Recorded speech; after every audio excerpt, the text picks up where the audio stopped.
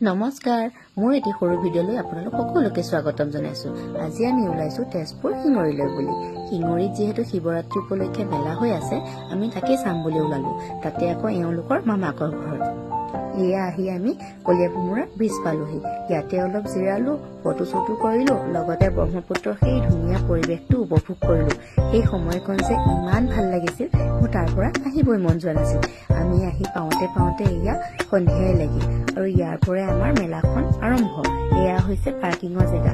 আমি ইয়াতে পাৰ্কিং নকৰি অলপমান আগত কৰিলো। আহি থাকোতে যে ইমান মানুহ দেখিছো নহয়, মই মানুহ দেখিয়ে অবাক হৈছো। শিঙৰি মেলাত যে ইমান মানুহ হয়, জীৱনত মই প্ৰথমবাৰ দেখিছো। আৰু এইবাৰে প্ৰথম মই শিঙৰিত মেলা চাবলৈ আহা। গোটেই মেলাখন এপাক ঘূৰি লৈ মই মানুহকে চাই আছো। ইমান বেছি মানুহ আৰু বিভিন্ন ধৰণৰ মানুহ ইয়াত দেখিবলৈ পাইছো। ভণ্টিহঁতেও ইফালে ভাবি আছে চকৰিত উঠো নেকি, আকৌ ভাবিছে ভয়ো লাগিছে দেখোন সিহঁতৰ। সেয়ে আমি তাৰ পৰা ওলাই আহি এখন বাচনৰ দোকানত সোমালো। মায়ে কৈ পঠাইছিল চেল ৰুটি বনাবৰ কাৰণে এখন টাৱা লাগে, কিন্তু টাৱাখনৰ চাইজটো অকণমান সৰু হোৱাৰ বাবে ভণ্টিয়ে নলওঁ কৈ আছে। মাকো এবাৰ ফোন কৰি তাকেই সুধিছে, আৰু টাৱাখনৰ দামো অলপ বেছি কৰিছে। দিনটো ইমান দূৰৰ পৰা অহা, ভাগৰো লাগিছে, সোনকালে ঘৰলৈ যাব মন গৈছে, শুবও মন গৈছে। সেয়ে আজিলৈ ইমান